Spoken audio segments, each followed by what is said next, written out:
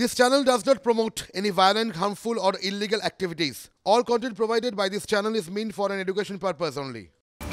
এই মুহূর্তে দাঁড়িয়ে আমরা নজর রাখবো অনুরাগ ঠাকুর, তিনি প্রেস কনফারেন্স করছেন। अधिकारी इनके कार्यकर्ता टूट पड़ते हैं, मारते हैं।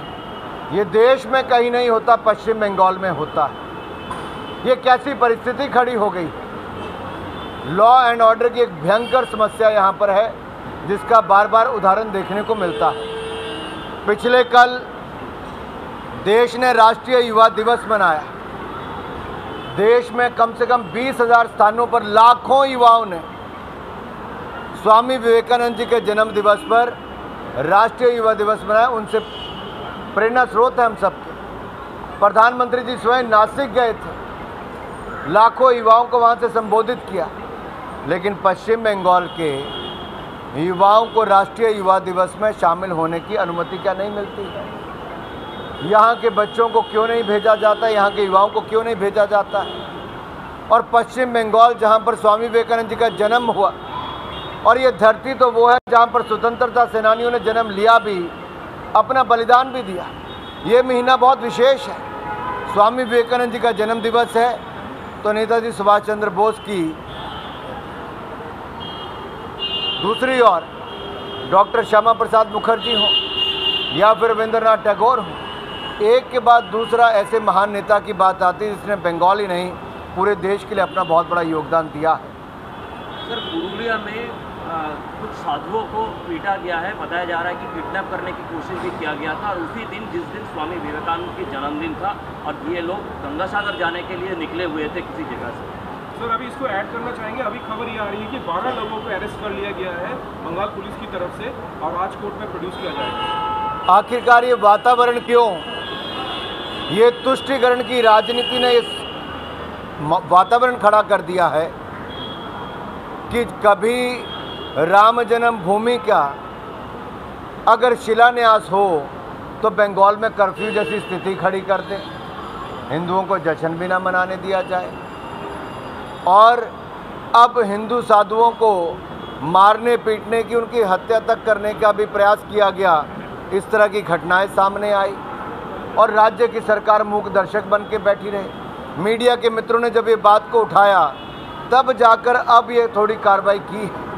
सवाल ये खड़ा होता है कि तुष्टिकरण की राजनीति पश्चिम बंगाल को कहाँ लेकर जा रही है, और आखिरकार ये हिंदू विरोधी सोच क्यों है? केजरीवाल को दोबारा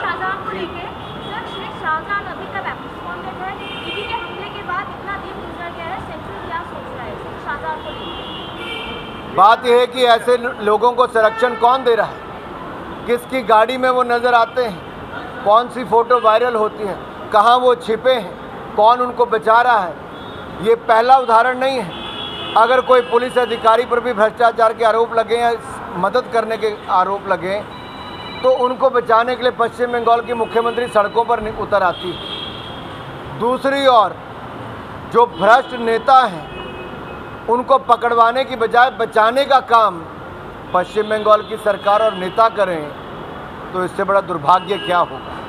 सर, 8वां तारीख को केजरीवाल को चौथे बार के लिए समन किया गया, और खबर यह आ रही है कि उस दिन भी वो इस समन के तहत वो हाजिर नहीं रहेंगे, क्योंकि वो गोवा में रहेंगे। देखिए, 2011 से लेकर 14 तक श्रीमान अरविंद केजरीवाल बड़ी बड़ी बातें करते थे, और मैं मीडिया के मित्रों को कहता हूं उनके पुराने वीडियोस निकाल के दिखाइए। जो कांग्रेस के भ्रष्टाचार के खिलाफ उस समय अपनी आवाज़ उठाने की बात करते थे, आज वो भ्रष्टाचार के दलदल में डूबे हुए हैं। अरविंद केजरीवाल जी की पार्टी आम आदमी पार्टी के उप मुख्यमंत्री जेल में है भ्रष्टाचार के चलते। उनके स्वास्थ्य मंत्री 1.5 साल जेल में रहे भ्रष्टाचार के चलते। उनके शराब मंत्री, शिक्षा मंत्री जेल में है। जो कांग्रेस के भ्रष्टाचार के खिलाफ उस समय अपनी आवाज़ उठाने की बात करते थे, आज वो भ्रष्टाचार के दलदल में डूबे हुए हैं। अरविंद केजरीवाल जी की पार्टी आम आदमी पार्टी के उप मुख्यमंत्री जेल में है भ्रष्टाचार के चलते। उनके स्वास्थ्य मंत्री 1.5 साल जेल में रहे भ्रष्टाचार के चलते। उनके शराब मंत्री, शिक्षा मंत्री जेल में है। उनके सांसद जेल में है। आखिरकार इनके विधायकों से लेकर सांसदों को जेल क्यों जाना पड़ा? भ्रष्टाचार के चलते। और अराजकता फैलाने का काम, भ्रष्टाचार को बढ़ाने का काम अरविंद केजरीवाल जी और इनके राजनीतिक दल ने किया है। और जब जांच होती है तो जांच से भागने का काम करते हैं। ऐसा कोई बचा नहीं जिसको अरविंद केजरीवाल की पार्टी ने ठगा नहीं। ये ठगने का, लूटने का, भ्रष्टाचार का अड्डा आम आदमी पार्टी की सरकार दिल्ली में बन गई है। अब सवाल ये खड़ा होता है कि जांच से क्यों भाग रहे हैं? ऐसा क्या है जिसका डर अरविंद केजरीवाल जी को सता रहा है? ऐसा क्या है कि वो जनता के सामने आकर जवाब नहीं दे पा रहे? कल तक उनको लगता था बाकी जेल जाएंगे, अरविंद केजरीवाल बच जाएंगे। शायद थोड़े दिन और भागना चाहते हैं, लेकिन कानून के हाथ बहुत लंबे होते हैं।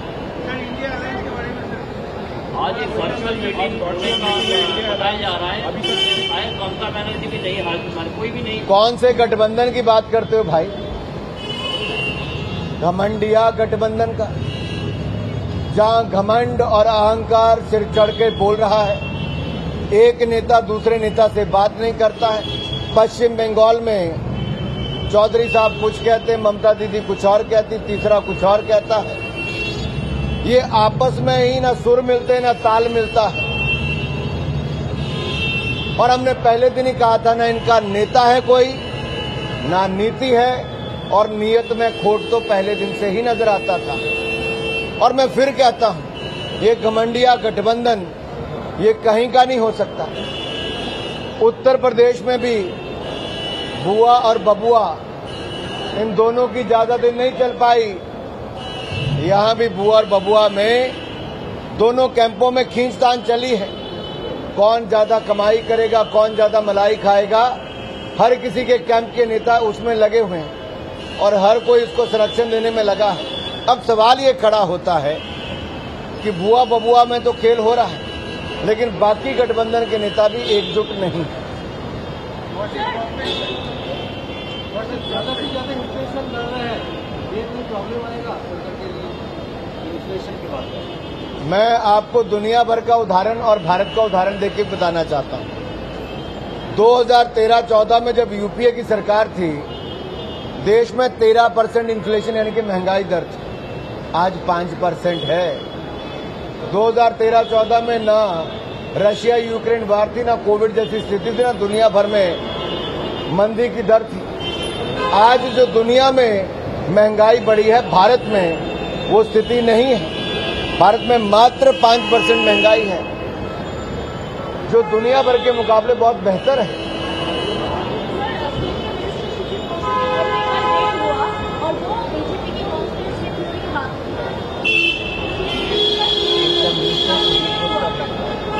आखिरकार ये रेड होना, रेड में करोड़ों रुपए मिलना और टीएमसी के नेताओं का इनाम क्यों आना?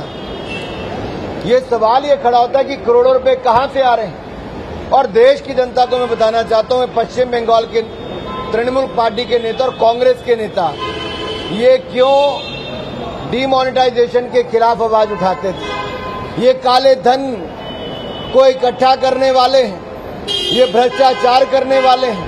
ये घमंडिया गठबंधन के लोग भ्रष्टाचार के भरे हुए हैं, इसीलिए काले धन का विरोध करते थे, डिमोनेटाइजेशन का विरोध करते थे, नोटबंदी का विरोध करते थे, क्योंकि इनको काला धन इकट्ठा करना था, भ्रष्टाचार करना था। अगर ये ईमानदार और पाक साफ होते तो कभी नोटबंदी का विरोध नहीं करते। आज देश की जनता खुश है। रेडी वाला, फड़ी वाला, सब्जी वाला, कोई भी हो, आज अपने मोबाइल फोन से पेमेंट करता है, मोबाइल फोन से पेमेंट लेता है। उसको भ्रष्टाचार करने की जरूरत नहीं, काले धन की जरूरत नहीं। लेकिन तृणमूल के यहाँ पर करोड़ों रुपए मिलते हैं, तो कांग्रेस के सांसद के यहाँ 350 करोड़ से ज्यादा मिलता है।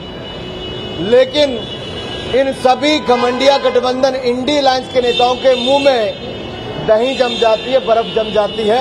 कोई कुछ नहीं बोलता, क्योंकि चोर चोर मुसेरे भाई हैं। सबने मिलकर मलाई खाई है, भ्रष्टाचार की खूब कमाई है।